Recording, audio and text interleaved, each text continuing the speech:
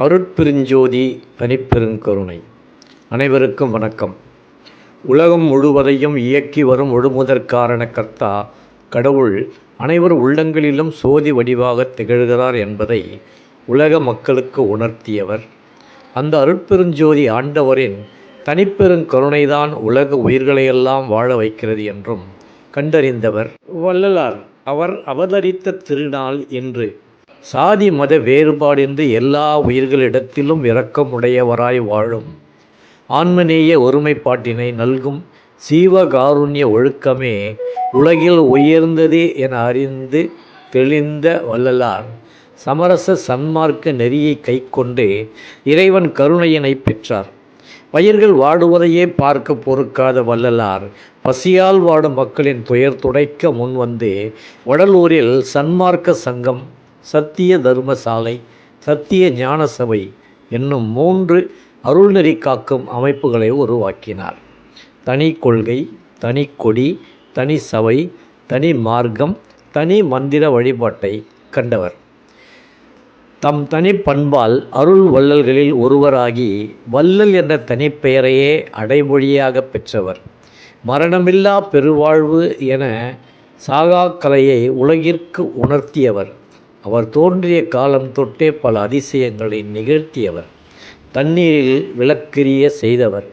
ஒரே இரவில் 1596 வரிகளை உடைய அருட்பெருஞ்சோதி அகவலையும் பாடி முடித்தவர். பக்தி நெறியில் சிறந்து வாழ்ந்து வாழ்வில் பக்குவ நெறியையும் கண்டவர்.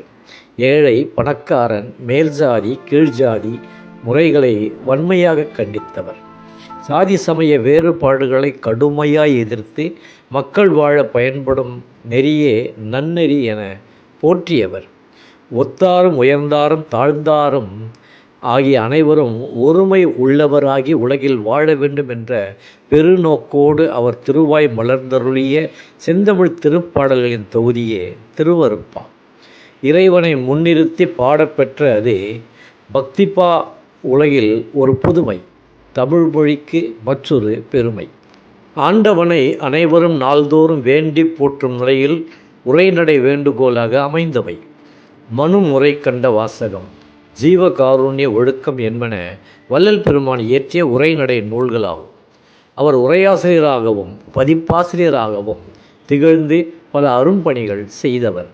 இறை நெறியை ஆன்ம நேய பெருநெறி ஆக்கிய வள்ளல் பெருமான் தைப்பூச நன்னாளில் வடலூரில் உள்ள சித்தி வளாகத்தில் ஓர் அறைக்குள் சென்று கதவினை மூடிக்கொண்டு அருட்பெருஞ்சோதி ஆண்டவரான இறைவனோடு இரண்டரக் கலந்து சோதி வடிவானார். அத்தகைய அருளாளர் வள்ளல் பெருமானின் கொள்கைகள் இன்று உலகமெங்கும் பரவி வருகின்றது. வள்ளல் பெருமானின் அருள் மற்றும் ஆன்மநேய ஒருமைப்பாட்டினை உயர்வை அறிந்து தெளிந்து திருவருட்பாக்களை நாளும் ஓதி நல்வாழ்வு பெறுவோம். எல்லாம் செயல்கூடும் என்றானை அம்பலத்தே எல்லாம் வல்லான்றனையே ஏத்து. திருவருட்பா 3267.